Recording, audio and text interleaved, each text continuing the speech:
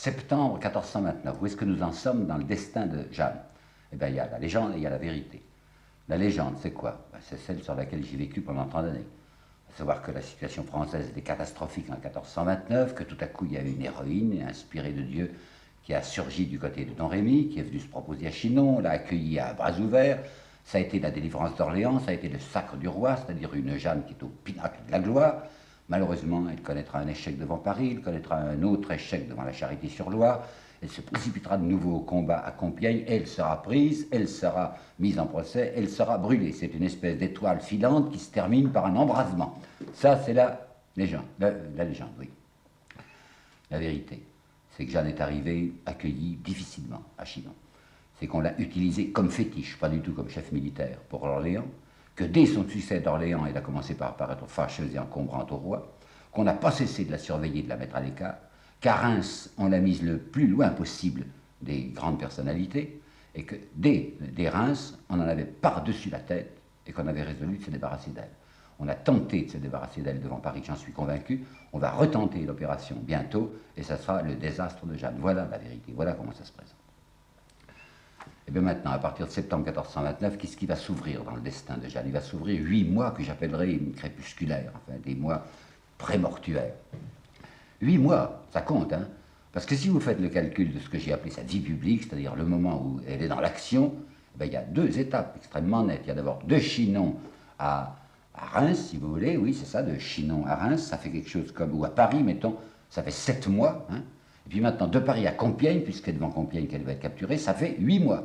Donc la période qui s'ouvre devant nous et que je vais traiter d'une seule fois, c'est une période dans laquelle il n'y a presque rien, avec beaucoup d'obscurité.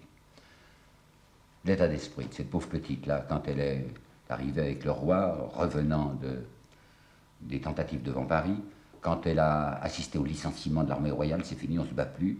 C'est à Gien que le roi, les 21 et 22 septembre, a dissous son armée. Allez, on renvoie les mercenaires, il y a assez longtemps que ça lui coûte cher. Qu'est-ce qu'elle va devenir? Quichera, dans ce livre très remarquable qu'il faudrait rééditer aujourd'hui, qui s'appelle Nouveaux aperçus sur Jeanne d'Arc, 1850, a une phrase rude, mais que je crois véridique, où il dit elle était cette fille abreuvée, dit-il, abreuvée de peine et de dégoût.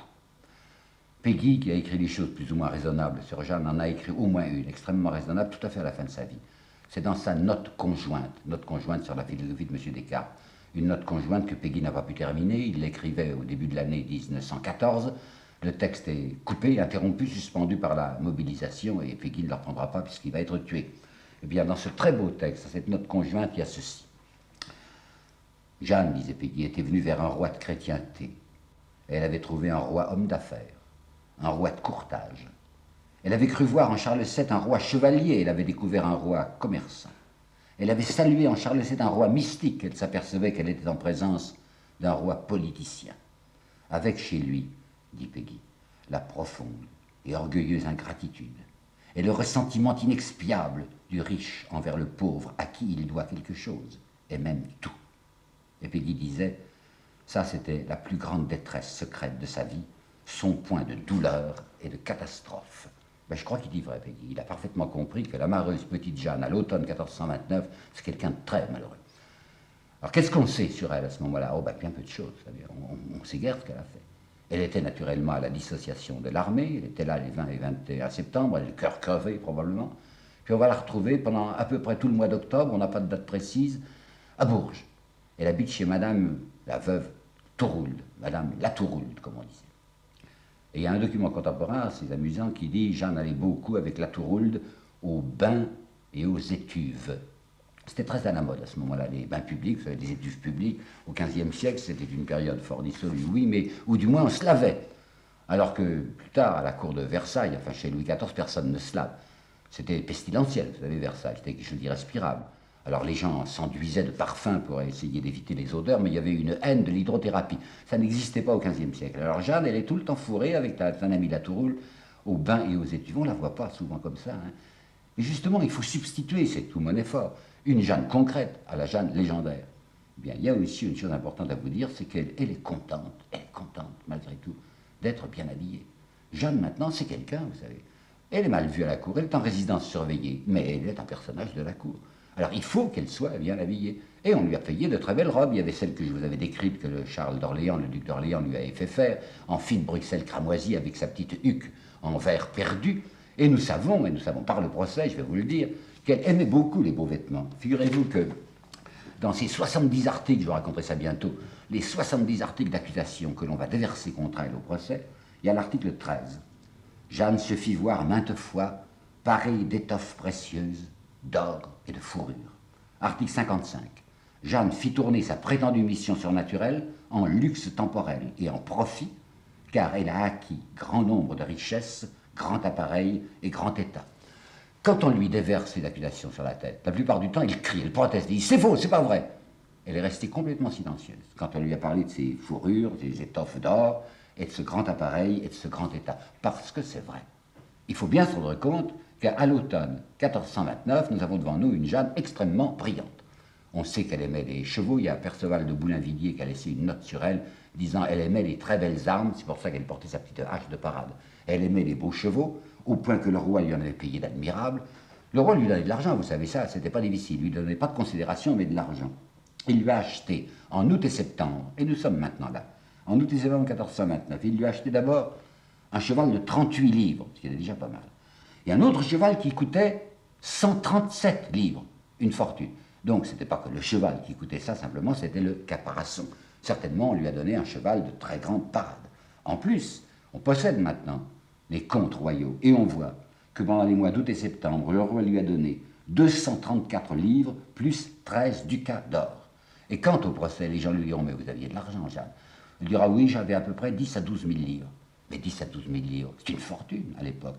Savez-vous que le chancelier de France, c'est-à-dire le premier personnage, celui qui est le plus payé, touchait 4 000 livres par an? Eh bien, Jeanne avait une petite fortune, elle avait fait un magot de 10 à 12 000 livres. C'est une personne considérable, il faut bien vous en rendre compte. Et elle s'ennuie tout de même, vous savez, elle a mauvaise conscience. Elle est contente d'être bien habillée, vous savez, tout le monde n'est pas une si bonne veille, on peut avoir une grande passion religieuse et en même temps ne pas préférer s'habiller comme une pauvresse, comme faisait Simone Veil. Mais enfin, elle a mauvaise conscience parce qu'elle n'est pas là pour ça. Elle n'est pas là pour se promener à travers les rues dans ses costumes splendides, ni non plus pour aller tout le temps aux études. Elle est en résidence surveillée, je vous l'ai dit, mais enfin, elle voudrait bien faire quelque chose. Elle dit, j'ai toujours même ma mission, personne n'y croit plus à sa mission.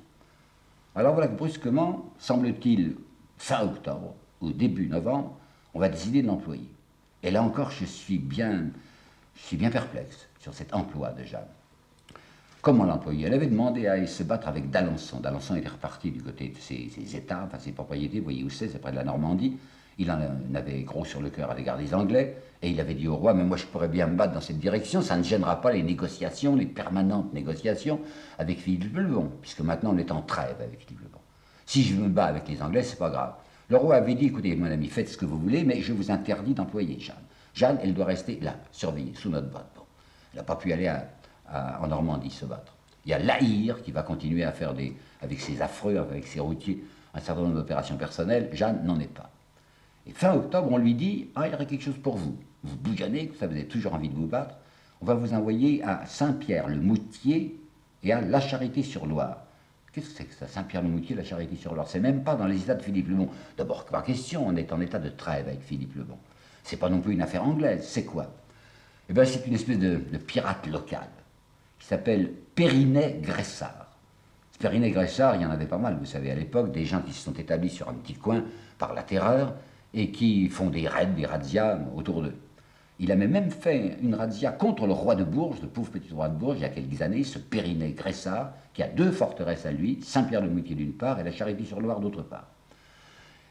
La Trémouille en veut beaucoup à ce Périnet-Gressart. Pourquoi? Parce qu'en 1425, lorsque lui, la Trémouille, se rendait auprès de Philippe le Bon, il avait été arrêté, capté en route par le Périnet, qu'il avait mis sous clé, et qu'il n'avait lâché que contre 14 000 ducats d'or. La Trémouille, c'est un usurier, il est très près de ses sous, ça lui est resté sur le cœur d'être obligé de donner 14 000 ducats à cet individu de la Charité-sur-Loire. Alors on dit, ben, on va utiliser Jeanne contre Périnet-Gressart. C'est assez ridicule. Ben, Jeanne, elle sert à autre chose qu'à limiter les dégâts de quelques individus, de quelques particuliers. Et elle a dit à ce moment-là, elle dira au procès, moi personnellement, j'aurais bien voulu aller en France. Et dans mon premier exposé, je vous ai dit, vous voyez que pour Jeanne, France égale Île-de-France, puisque la Charité-sur-Loire, qui est en pleine France aujourd'hui, pour elle, ce n'était pas la France. Elle y va. Dans quelles conditions? Eh bien, il va surveiller d'abord. Jamais elle n'est chef de guerre, vous savez. Alors, le premier coup à Orléans, c'était Dunois qui la surveillait, qui la commandait. Dans la campagne de Loire, c'était d'Alençon qui la commandait. Et cette fois, c'est le sire d'Albret qui va la commander, qui va la surveiller. Qui est le sire d'Albret? C'est le demi-frère de la Trémouille. Le roi ne va à peu près rien donner. Voyez-vous, j'ai l'impression que tout ça s'est passé entre la Trémoille et Jeanne. La Trémoille a dit à Jeanne, vous brûlez de nous rendre service, mais il y a quelque chose que vous pouvez faire. Vous pouvez nous débarrasser de ce Périnet-Gressart. Alors, elle y va. Et elle manquera terriblement, et de munitions, et d'argent, et d'hommes, puisqu'on lui voit écrire successivement 4 lettres, il y en a peut-être d'autres, mais on en possède 4, des lettres de mendicité que cette malheureuse Jeanne, et même son supérieur d'Albret, sont obligés d'écrire à diverses municipalités, à Bourges, à Clermont, à Rion, ou encore, attendez, Bourges, Clermont, Rion et Orléans. À Bourges, elle demande même 1400 livres qu'on ne lui donnera pas. Ben, qu'est-ce qui va se passer? Il va se passer qu'après, on ne sait pas combien de temps, mais environ 1 mois de combat inutile, elle va être obligée de plier bagage, de se retourner, de revenir piteusement, réellement piteusement. C'est une humiliation pour le roi. Le roi n'est pas capable, avec une petite troupe, d'enlever les possessions de ce Périnet-Gressart qui n'est qu'un tyranno local. Eh bien oui, le roi a arrêté les frais. Vous savez, mon idée derrière la tête, c'est que le roi, pour la seconde fois, comme il l'avait fait devant Paris, a essayé de faire, comme on dit, tomber Jeanne au champ d'honneur. Il en a par-dessus la tête de Jeanne. Il ne peut pas s'en débarrasser d'une manière visible et ouverte. Mais si Jeanne se fait tuer pour son service, eh bien tout est parfait. Et puis il prend un certain remords, il dit ben non, il n'y a pas moyen, on ne veut pas la tuer, qu'elle revienne. Elle revient, fort triste évidemment, et puis voilà qu'une seconde avanie va lui tomber dessus. Frère Richard, je ne sais pas si vous dites quelque chose, Frère Richard, c'était ce très curieux religieux qui était apparu devant Jeanne, devant Troyes. Il sortait de Troyes, il était déjà venu se réfugier de Paris à Troyes parce que les Anglais et les Bourguignons se méfiaient de lui. Et depuis qu'il s'est agrégé au roi, au cortège royal, il ne cesse pas de mettre ses pas dans les pas de Jeanne. J'ai l'impression que ça doit aller très mal entre lui, ce religieux, la Frère Richard, et Pasquerel, Jean Pasquerel, qui s'était constitué depuis Chinon le chapelain personnel de Jeanne. Toujours est-il que dans l'hiver 1429-1430, ce Frère Richard invente de jeter, si je puis dire, dans les jambes de Jeanne, une inspirée rivale. Il a découvert, lui, Frère Richard, une fille qui s'appelle Catherine de la Rochelle. Cette Catherine de la Rochelle déclare qu'elle est en communication céleste, comme Jeanne, mais qu'elle, ses rapports particuliers sont avec la Sainte Vierge. Elle appelle ça la Dame Blanche, et elle dit que la Dame Blanche lui a donné des instructions, de doubles instructions. Premièrement, oh, rien contre Jeanne, bien sûr, on adore Jeanne. Mais elle, Catherine, se propose de faire des quêtes à travers la France pour trouver de l'argent pour le travail de Jeanne et pour le travail du roi. 1. 2. Elle dit d'autre part, il faut s'arranger surtout avec Philippe le Bon, avec le duc de Bourgogne. Vous savez que c'est tout à fait dans la ligne de la Trémoille et du roi, ça, et d'Oriot de Chartres. De se battre le moins possible avec Philippe de Bon, travailler en douceur et du côté de la diplomatie. Or, Jeanne est absolument convaincue que Philippe de Bon est un traître. Elle dit la fausse Bourgogne, quelqu'un qui a signé avec nous une trêve fictive. Dès la fin de la trêve, il nous tombera dessus. Et pour arriver à la paix, dit-elle, avec Philippe de Bourgogne, c'est au bout de la lance qu'on obtiendra cette paix. Pas du tout, disait Catherine de la Rochelle. Au contraire, il faut s'entendre aimablement avec ce Philippe. Jeanne se méfie horriblement de cette fille et de ses visions de la Sainte Vierge. Et elle la met au pied du mur. Elle lui dit, je voudrais bien la voir, moi aussi, la Sainte Vierge. Oh, qu'est-ce que cela ne tienne, dit Catherine de la Rochelle, vous n'avez qu'à dormir dans ma chambre, dans mon lit même, et vous allez voir, elle va venir. Alors, 2 nuits de suite, Jeanne passe la nuit avec Catherine de la Rochelle. Et elle s'endort la première nuit, la pauvre petite. Alors, le lendemain, Catherine de la Rochelle est folle de joie. Elle dit, ah, vous avez dormi. Moi, j'ai vu la Sainte Vierge. Alors, la nuit suivante, Jeanne se pince, enfin, se met dans tous ses états, lutte contre le sommeil pour garder les yeux ouverts. Elle passe toute la nuit à veiller, difficilement. Pas de Dame Blanche, pas de Sainte Vierge. Alors elle a compris, elle se dit la fille travaille dans l'imposture, et elle va la dénoncer au roi, elle va écrire au roi, elle le voit de moins en moins le roi. Mais elle lui écrit une petite lettre où elle lui dit mes voix m'ont fait savoir que tout ce que raconte Catherine de la Rochelle n'est qu'imposture, folie et néant. Vous imaginez la colère de frère Richard. Elle dira au procès, quand elle racontera l'histoire, le frère Richard fut très irrité, je crois que vous pouvez traduire, le frère Richard est fou furieux. Il y a donc un ennemi de plus que s'est fait Jeanne. Les gens, voyant que Jeanne, 2 fois de suite, a eu un échec devant Paris, échec devant la Charité-sur-Loire, commencent à murmurer autour d'elle ce que Regnault de Chartres répandait depuis le début, en fait de mission céleste, ça va mal. Voilà 2 fois qu'on la charge de quelque chose et qu'elle ne réussit rien. Son auréole est en voie de désagrégation. Alors le roi va faire à ce moment-là, nous sommes en décembre 1429, un geste inattendu, surprenant.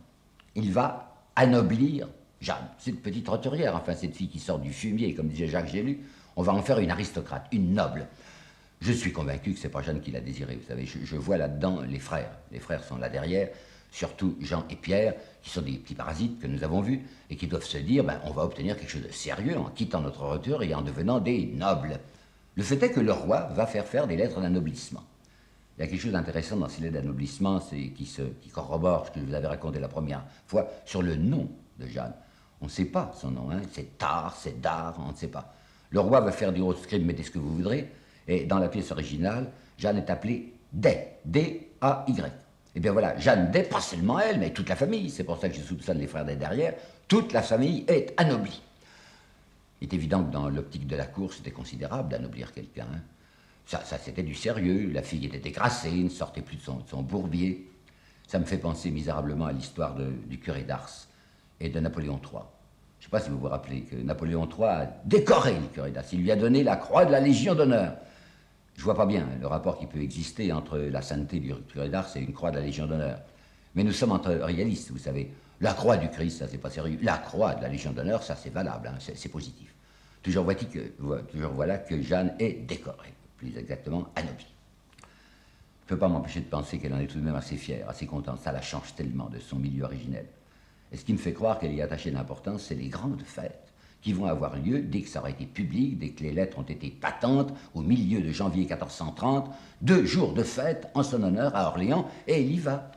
La municipalité d'Orléans est très fière de voir que Jeanne, qui a délivré la ville et maintenant de l'aristocratie, et les comtes de la ville d'Orléans nous apprennent que pour les 19 et 20 janvier 1430, les festivités vont comprendre une dépense de 6 livres et 12 sols pour 6 chapons, 9 perdrix, 1 faisan, 13 lapins, 52 pintes de vin. C'est pas Jeanne qui va boire les 52 pintes de vin, il faut penser qu'elle est arrivée avec son petit état-major, le mot est peut-être inexact, avec sa petite maison personnelle. J'ajoute que les comtes marquent aussi et 29 sols pour un pourpoint à son frère Jean. Il ne s'oubliait pas, il réclamait toujours des petits avantages. Où en sommes-nous pour la politique générale maintenant? Qu'est-ce qui se passe du côté de Philippe de Bourgogne? Bien, Philippe de Bourgogne est un monsieur qui hésite à ce moment-là. Il se dit, qu'est-ce que veulent faire les Anglais? Qu'est-ce que va faire Charles VII? Le vent a tourné. C'était évident que depuis le siège d'Orléans, la délivrance d'Orléans, le vent maintenant souffle du côté, enfin en poupe, pour le Charles VII. Mais d'autre part, il ne veut pas se brouiller avec les Anglais. Et vous vous rappelez aussi que par une disposition vraiment scandaleuse, oui, de la trêve du 28 août, il avait le droit, Philippe le Bon, de s'emparer de la ville de Compiègne, dans laquelle le roi avait fait une entrée solennelle le 19 août. C'était incroyable de la part du roi d'avoir lâché comme ça tous les passages de l'Oise et de ne pas concevoir que des gens qui revenaient vers lui pouvaient être scandalisés, d'être reversés à l'adversaire. Qu'est-ce qu'il va faire, Philippe le Bon? Il ne va pas y aller à Compiègne. Il pourrait prendre la ville, il a le droit. La trêve lui donne le droit de s'emparer de la ville. Mais comme les gens de Compiègne ne sont pas d'accord, et qu'ils ont dit, nous, on ne veut pas être bourguignons, on veut rester du côté de Charles VII, il ne va, pour l'instant du moins, pas user des moyens de force. Il le pourrait, je vous le répète, d'une manière légale, il faudrait qu'il se batte, il n'a pas envie de se battre, mais il tient toujours la balance égale entre les Anglais et les Français. Il faut dire qu'à ce moment-là, Philippe le Bon est occupé d'autres questions que de politique, il est très occupé d'un nouveau mariage. Un chroniqueur, pourtant un chroniqueur bourguignon, donc favorable à Philippe, dit « il était durement lubrique ». Ah ben, j'en sais rien, mais ce que je sais, c'est son 3e mariage, il les prend de plus en plus jeunes, cette fois c'est Isabelle de Portugal qu'il va épouser, et cette Isabelle de Portugal, qui est charmante, elle a une suivante, enfin comme on dit, une dame d'honneur encore plus charmante, qui s'appelait Guillemette Marie Guillet, et qui était très remarquable par sa toison d'or. Elle avait des cheveux magnifiques, au point qu'on l'appelait Madame d'or. Et quand on se rappelle qu'à ce moment-là, justement, Philippe le Bon va créer cet ordre, cette grande distinction bourguignonne qui est l'ordre de la toison d'or, on murmurera beaucoup que c'est en l'honneur de sa nouvelle maîtresse. Bien. Ça, c'est des affaires privées. Grand mariage à Bruges, des solennités inouïes, une dépense fastueuse au début de janvier 1430. Mais avant et après, il va se passer 2 choses politiques d'une grande importance. D'abord, le 13 octobre, le régent anglais, Bedford, qui surveille du coin de l'œil de Philippe et qui se dit « mais qu'est-ce qu'il veut faire, Philippe, exactement? Enfin, quelle est sa position ?» Philippe va aller vers la surenchère la plus forte. Alors, pour le rapprocher encore davantage des Anglais, le 13 octobre, Bedford le nomme lieutenant général du royaume de France pour le compte du roi d'Angleterre. Il y a le roi, il y a le régent lui-même Bedford, et puis il y a le 3e personnage des Anglais qui s'appellera le français Philippe le Bon, et c'est lui qui sera le lieutenant général de Bedford. C'est déjà pas mal. Mais ce qui est beaucoup plus grave, c'est ce qui va se passer le 13 février. Entre-temps, la trêve avait été renouvelée, la trêve du 28 août allait jusqu'à Noël. Le roi Charles VII était ravi en se disant jusqu'à Noël on est tranquille. Il espérait bien aussi qu'au-delà de Noël on poursuivra la trêve. C'est d'accord, on va proroger la trêve jusqu'au 16 avril. Ah, nous sommes maintenant à 1430. Hein. Et le 13 février 1430, voilà Bedford qui fait un pas de plus dans la direction de Philippe le Long et qui lui dit « Je vous donne la Brille et la Champagne ». Le roi d'Angleterre se permettait de donner comme ça des territoires français, mais à condition naturellement que vous les conquériez. C'est-à-dire, une fois que nous, les Anglais, nous aurons repris toute la France, eh bien la Brille et la Champagne, ça vous appartiendra à vous personnellement, Philippe le Bon. Intéressant, parce que la Champagne, qui jusqu'à présent ne lui appartenait pas, ça lui permettrait de faire une unité territoriale entre 6 États de Dijon et 6 États de Flandre. Ça ferait quelque chose de continu, une espèce de pseudo-royaume, si vous voulez, de royaume concurrent au royaume de France. Ça l'intéresse, vous savez, il y songe. Et Jeanne, pendant ce temps, eh bien c'est la nuit totale. J'admire ceux qui nous disent aujourd'hui, oh, la petite trajectoire de Jeanne, vous savez, on la suit pas à pas, on sait ce qu'elle a fait. Je vous ai déjà montré à plusieurs reprises qu'on ne savait pas souvent où elle était. Eh bien maintenant, au début de l'année 1430, on ne sait rien. Unique chose, 19 et 20 janvier, elle est à Orléans, là où elle boit ses 52 pannes de vin, pas elle-même, mais enfin son petit groupe, mais après, le 20 janvier, disparition. Zéro pour février. Il n'y a pas un repère chronologique. On ne sait absolument pas où est Jeanne en février 1430. On sait que le 3 mars, du 3 au 28 environ, elle va être à Sully-sur-Loire. Qu'est-ce que c'est que Sully-sur-Loire? C'est pas un château royal, c'est un des châteaux de La Trémoille. Et La Trémoille, c'est son ennemi. Elle est sous les pattes de l'ennemi. Elle est là au château, surveillée, évidemment très bien habillée, bien nourrie, très contente, malheureuse intérieurement, mais entourée de toutes les prévenances. Mais elle est sous la patte de La Trémoille du 3 mars jusque vers le 28 environ. Période navrante pour elle, vous savez. C'est une pauvre petite qui est bien contente, évidemment, d'avoir des facilités, d'avoir son petit trésor de 12 000 livres, d'avoir des possibilités de faire des cadeaux à son père ou à sa famille. Le père s'est encore fait octroyer 60 livres par le roi. Il ne s'oublie pas, le père d'Arc. Hein. 60 livres par le roi au mois de septembre. Peut-être qu'elle envoie des choses à sa mère, jamais elle n'en parle de sa mère. Mais toujours est-il qu'elle n'est même pas là pour ça. Enfin, c'est pas maintenant une dame de cour. Jeanne d'Arc, on la voit avec son jasron, avec son armure, on la voit au combat, mais on ne voit pas, et il faut la voir, parce que c'est comme ça. Une Jeanne mondaine, une Jeanne qui va aux études. Alors tout à coup, à la fin de 2 fois dans le mois de mars, 2 fois Jeanne reparaît. C'est pour 2 lettres aux gens de Reims. Vous vous rappelez déjà que le 5 août, c'était une réponse qu'elle faisait aux gens de Reims qui s'étaient dit « Mais partez pas, enfin ne vous en allez pas, si brusquement Philippe le Bon se tourne contre nous, ou si les Anglais arrivent. » Et vous vous rappelez qu'elle les avait calmés, dire « Moi, personnellement, tant que je vivrai, je vais vous défendre. » C'était la lettre râleuse qu'elle avait faite, la lettre refus d'obéissance. Elle leur avait dit, en tout cas, moi, tant que je vivrai, je viendrai à votre secours. Et bien cette fois, au mois de mars 1430, elle va écrire coup sur coup 2 lettres aux Rémois, 16 mars, 28 mars. Pourquoi? Parce que les Rémois sont de plus en plus affolés. Ils savent que l'armée a été dissoute, et ils se disent, mais si on est attaqué soit par les Anglais, soit par les Bourguignons, qu'est-ce qu'on va devenir? Je ne sais pas si vous vous rappelez que j'avais cité un mot de Quicherat dans son texte de 1850 sur Jeanne, où il disait, il y a une certaine jactance chez elle. Et puis Gerson, dont je vous ai parlé aussi, avait employé le mot de caquet. Elle ne manquait pas de caquet. Et bien c'est vrai que ces lettres qu'elle écrit maintenant aux Rémois montrent un petit côté, comment dirais-je, un petit côté matamore. Enfin, elle était comme ça, Jeanne. Qu'est-ce qu'elle leur dit en effet? Elle dit aux Rémois, vous savez, les ennemis, dès qu'ils sauront que je m'amène à votre secours, dès que la terrible Jeanne sera annoncée à l'horizon, ils chausseront leurs éperons si vite qu'ils ne sauront même pas où les prendre. Bon, passons, elle est convaincue que ça va se produire comme ça. Mais la lettre, la deuxième lettre, contient une affirmation absolument aberrante, extraordinaire. Personne ne va confirmer ce qui est écrit dans cette lettre par Jeanne. Elle dit, apprenez que toute la Bretagne est maintenant française et que le duc de Bretagne envoie au roi 1000 combattants payés d'avance pour 2 mois. C'était cher, les mercenaires, et bien le duc de Bretagne, paraît-il, faisait cette énorme dépense. Oui, mais jamais personne ne confirmera la chose. Et nous savons au contraire qu'entre le roi et le duc de Bretagne, ça va mal. Vous vous rappelez que Richemont, quand il s'était présenté au moment de Patay, le roi l'avait renvoyé. Allez, repartez votre partenaire qu'on ne vous voit plus. Par conséquent, c'est tout à fait faux, cette histoire. Et Jeanne le croit. Alors, si elle le croit, c'est qu'on lui a fait croire.